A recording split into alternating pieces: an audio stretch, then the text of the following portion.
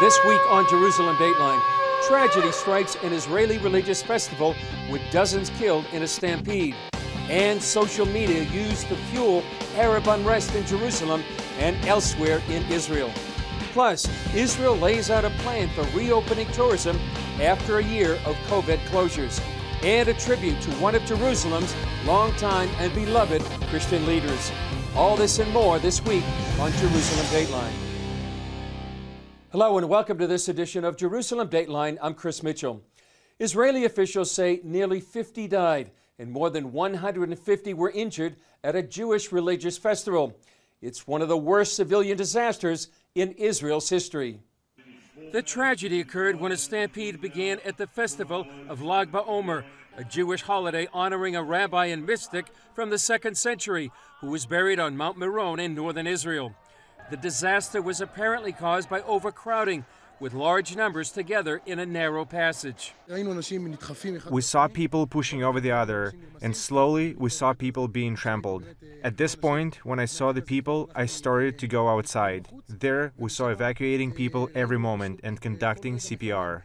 It was the first religious gathering of its size to be held legally since Israel lifted nearly all restrictions from the COVID pandemic. Absolutely difficult sights. I'm about 10 years a paramedic, and I don't remember I've seen sights like these. We are in a mass casualty incident. I see here tens of people laying on the floor. I see here tens of injured, walking and bleeding. I see here children and adults. Very difficult sights. The Israeli military came in to help evacuate the wounded. Officials estimate 100,000 mostly ultra-Orthodox Jews gathered to celebrate the festival. Large crowds traditionally light bonfires, pray, and dance as part of the celebrations. Prime Minister Benjamin Netanyahu visited the site and earlier had called it a great tragedy. The stampede is likely to have a political impact as well. Netanyahu needs the support of his longtime allies, the ultra-Orthodox, to maintain any hopes he might have of staying in power. Efforts are still underway to identify the victims and connect families with missing relatives. Authorities will be searching for answers. As Netanyahu said, everyone is praying for the victims. Could social media be driving the recent clashes between Jews and Arabs around Jerusalem's Old City? One name going around is the TikTok Intifada, and experts are saying that politics, social media, and the Abraham Accords all play a part. This video on TikTok showing an Arab slapping 2 Orthodox Jews reportedly spread like wildfire among Palestinians, encouraging more attacks. Now, multiple TikTok videos are getting blamed for adding fuel to clashes between Jews and Arabs in Jerusalem. The most disturbing thing is that this thing has started off as a TikTok challenge and it went viral. What happens is the Palestinian Authority gets the whole environment very tense, and it creates a lot of anger and creates a lot of terror energy in the background. And then what happens is all you need is one TikTok video, and all of a sudden you're going to get a lot of copycats. Most of the trouble has taken place here at the Damascus Gate of the Old City. During their holy month of Ramadan, Muslims often gather here in the evening after a day of fasting. For definitely, on Ramadan, spiritual fervors are higher, and this is exactly where people from Hamas like to, hit the spot when people are already feeling more religious fervor. In a sermon given at Al-Aqsa Mosque, however, Sheikh Dr. Mustafa Abu Sway condemned the attacks. A number of youngsters threw hot coffee on the face of an honorable Haredi man. These are religious people. Such behavior is not Islamic in any way, shape, or form. Complicating the matter, though, is a far-right Jewish group called Lahava, which attacked Arabs in the streets of Jerusalem. They're definitely a bunch of hooligans that are organized by a very horrible man with terrible, sinister agenda. But this is a very small fringe group that everybody condemns, including the mayor of Jerusalem. When they're not attacking Arabs, they're attacking all sorts of other people in the city, like the LGBT community, for example. CBN News has covered Lahava before. In 2019, the same group became violent in a protest against Messianic Jews at a Jerusalem congregation.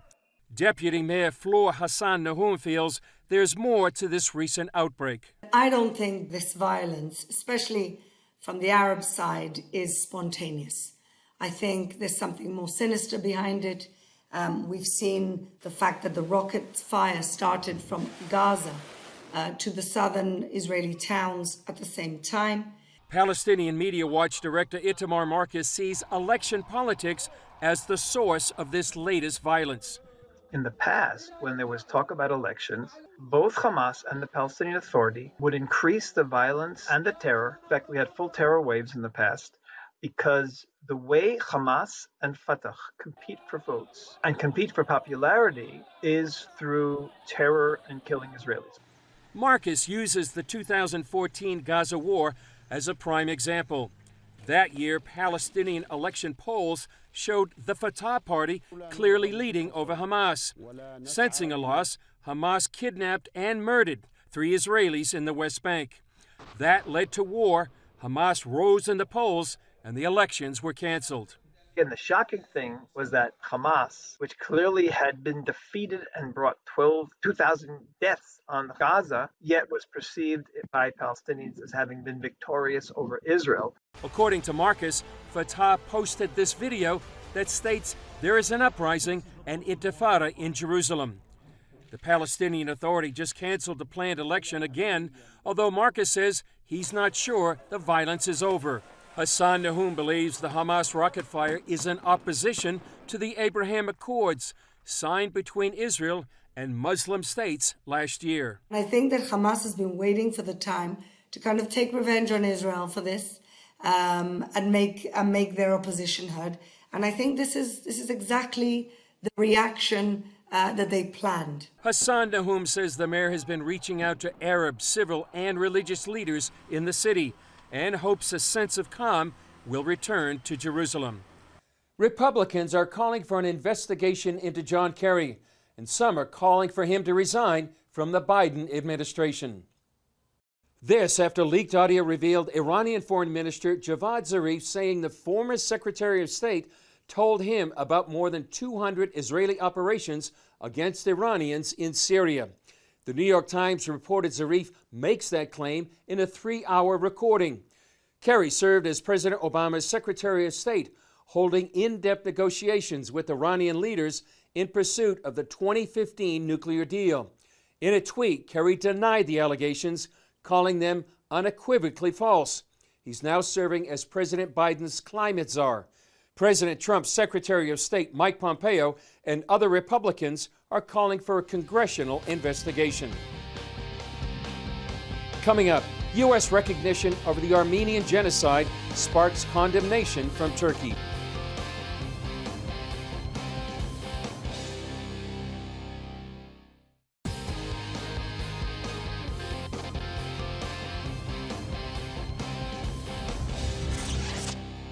For the first time, an American president has officially recognized the Armenian genocide from more than a century ago. While the announcement led to much jubilation, it also sparked condemnation from Turkey. For years, the White House recognized Armenian Remembrance Day while avoiding the term genocide, mainly to steer clear of potentially alienating Turkey, a NATO ally. But the White House statement said, "Each year on this day, we remember the lives of all those who died in the Ottoman-era Armenian genocide and recommit ourselves to preventing such an atrocity from ever again occurring." American Armenians hailed the decision they see as long overdue. We worked very hard to see America recognize the Armenian genocide, and so this is a new beginning for us. I feel it's a new beginning for my children. On Twitter, Turkey's foreign minister condemned the declaration, writing, "Words cannot change or rewrite history," and Turkey entirely rejects it. Beginning in April 1915, Ottoman authorities deported, massacred, or marched to death 1.5 million Armenians in the first mass extermination of the 20th century. Turkey doesn't deny the deaths from that era, yet refuses to call it genocide. The government maintains the death toll is inflated, and it all resulted from civil unrest. Here in Jerusalem's Old City, the Armenian Quarter reminds us of this community's rich Christian heritage. Still, constant reminders like this poster signify the scars and memories the genocide left on Armenians here in Jerusalem and around the world. During a ceremony in Armenia, Armenia's prime minister called Biden's statement a powerful step on the way to acknowledging the truth. The White House announcement will likely cast a chilling impact on U.S.-Turkish relations. Its foreign ministry said it would open a deep wound that undermines mutual trust and friendship, and Turkey summoned the U.S. ambassador to protest President Biden's decision. For now, though, Armenians worldwide feel an historic injustice is being righted. The COVID pandemic has devastated global travel. For Israel, tourism is a key part of its economy, and now Israel's leaders are trying to revive it. In 2019, Israel set a record for tourism when 4.5 million visitors came to the Holy Land. Then the 2020 pandemic slammed the door, causing the number of tourists to plummet more than 80%, resulting in a loss of $8 billion. For more than a year, the COVID pandemic kept tourists from coming to visit Israel, like the city of Tel Aviv behind me. Now Israel's tourism ministry has a plan to reopen Israel to the world. We are starting the first pilot on the 23rd of May. It will take place for a few weeks, by which we will bring in no more than 20 or more groups of tourists, fully vaccinated with travel agents, so that it can be monitored on one hand, and we can also learn from the lessons and improve the rules and see if things need to be improved. Then, hopefully about a month later, an unlimited number of groups may be allowed in. By July, it's possible Israel will open its doors to individuals. Still, this timetable could change, since the health ministry recommended the May 23rd date be delayed until the end of June. Israel's reopening comes after an aggressive vaccination campaign that's seen most of the population vaccinated, with COVID rates dropping dramatically. Israel is now fully open. The attractions, the restaurants, the hotels, our numbers of COVID-19 cases are getting fewer and fewer every day. We're waiting for you to come. Incoming tourists, however, will have to jump through some hoops. The plan requires all to be fully vaccinated. They must have a negative COVID test before boarding the flight and then take an antibodies test upon arrival. Nearly half of all tourists coming here are Christian, because for many, coming to Israel is like a dream. I want to say to Christians around the world that Israel is missing you and is looking forward to you coming and seeing all the sacred place and the history. Yet some Christians in the U.S. remain reluctant to get the vaccine. Unfortunately, I don't have very optimistic messages for them. Israel is now in a very, very good condition health-wise. It's a very healthy destination, and we cannot put that in danger. While it's a small start, Israel hopes once again millions of visitors will return to the Holy Land.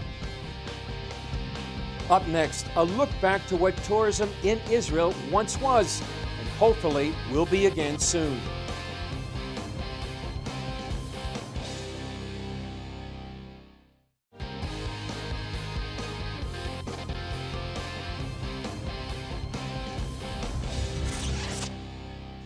As you saw in our previous story, Israel's tourism ministry is working hard to reopen Israel to the world. Here's a story from pre-COVID days about the profound experience it is for Christians when they walk where Jesus walked. This is the scene outside the Church of the Holy Sepulchre in Jerusalem. It's just one example of the many Christians making their way to the Holy Land this year. CBN News followed one church group on their pilgrimage. Many Christians begin their journey not in Jerusalem, but up in the Galilee, where Jesus began his earthly ministry. That includes this group from Virginia's New Life Providence Church. Who knows, Jesus might have been stilling the storm right in this very spot. It certainly wouldn't be unlikely. Pastor Dan Backens says coming to Israel means a lot. As a pastor, what I enjoy about coming to Israel is, first of all, to see the excitement in the parishioners that come with me or the guests that can come along in our tour group, to see the Bible come alive for them and what God does in their own heart through their trip here to Israel. Debbie Carter waited 38 years for her chance. I have cried and wept and leapt for joy the whole time I've been here, seeing the many spots where my Lord walked. Many others feel the same. It's a life-changing experience, a life-changing experience. I would not have missed it for the world. Like most Christians touring the Galilee, they also visited Capernaum, home of the Apostle Peter, and the Mount of Beatitudes, where Jesus preached the Sermon on the Mount. After the Galilee, many tours head south to visit the Dead Sea and Qumran, where the Dead Sea Scrolls were discovered. But for most, the highlight is Jerusalem, where Jesus died, was buried, and rose again. Here the group is on the Mount of Olives overlooking the city. The most meaningful thing for many Christians is the opportunity to walk where Jesus walked. For example, this is the path many believe Jesus took from the Mount of Olives into Jerusalem. One of those places is the Garden of Gethsemane. The Gospels record this is the place where Jesus prayed the night before he was crucified and said to his Father, "Not my will, but yours be done." For some, it brought home the lesson of the agony of Jesus in the garden. I don't ever have to be in the Garden of Gethsemane pleading before the Father, because Jesus did it already. They also walked along the Via Dolorosa, the traditional site where Jesus carried his cross on the way to Calvary, and also sang in St. Anne's Church with its world-famous acoustics.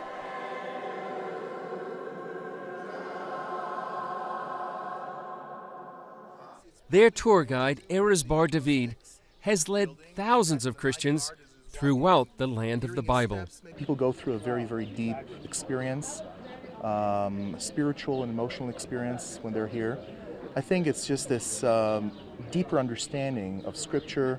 When you read the Scriptures, you're kind of looking at it in black and white, but when you come here, it just really jumps off the page. It makes the Bible jump off the page, and you're able to see really in color, wow, like this is real, this is really what our faith is built upon. But is it safe? Many people don't visit Israel because they're afraid. If I could dispel any kinds of fear about someone traveling to Israel, the media sometimes portrays the threat of terrorism and unrest. Israel is probably the safest tourist destination that there is, because everyone here, Arab, Palestinian, Israeli, Jew, non-Jew, they want tourism. Israel's tourism minister sees evangelical Christians as much more than just tourists. You are not the guests, you are partners. It's also, the Holy Land also belongs to you. Christian pilgrims say there are many reasons to visit Israel, from the personal to the prophetic. It's a real tangible way that we as Christians in the United States can support Israel in this very important time, not only prophetically, but in their national history, what they're going through too. It's become an amazing personal experience for me, one that I'll never forget, and it's almost too much to put into words. And for many, it's like coming home. Still ahead, a tribute to a beloved Jerusalem pastor, mentor, and friend.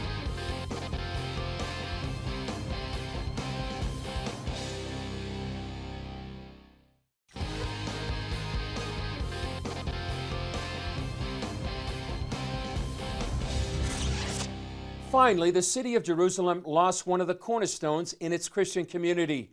Pastor Chuck Cobb died on April 27th. Family and friends are mourning his loss, but also celebrating the life of a man who touched so many. On May 14, 1948, Israel became a nation and Chuck Cobb was born. He would go on to serve in this new nation for most of his life. He moved to Israel at the age of 18 and never left. He founded and served as the chairman of the Jerusalem Cornerstone Foundation for more than 54 years, an organization dedicated to biblical study tours and charity to Israel's needy, and states, "We are followers of Jesus who teach the Bible's ancient Jewish context and serve the marginalized in Israel and the Middle East." Kopp served as chairman of the United Christian Council of Israel, an ordained minister with the International Church of the Foursquare Gospel. He pastored the Narkey Street congregation for 24 years. He stepped down in 2016 after he suffered from Parkinson's disease.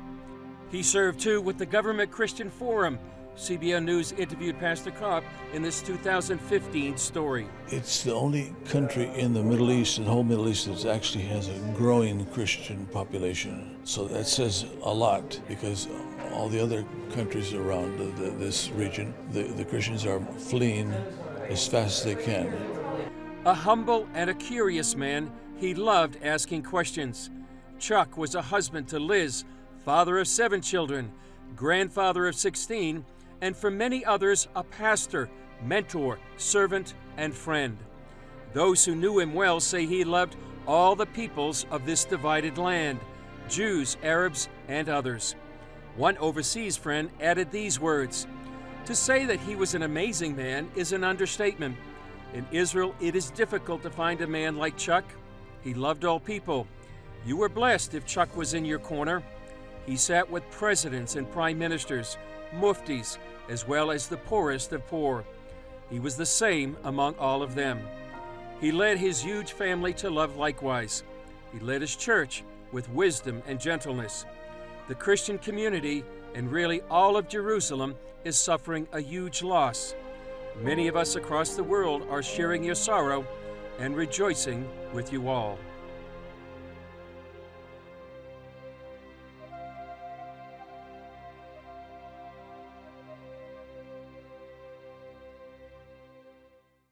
Pastor Chuck was a wonderful example of a life well lived. He was also a close personal friend.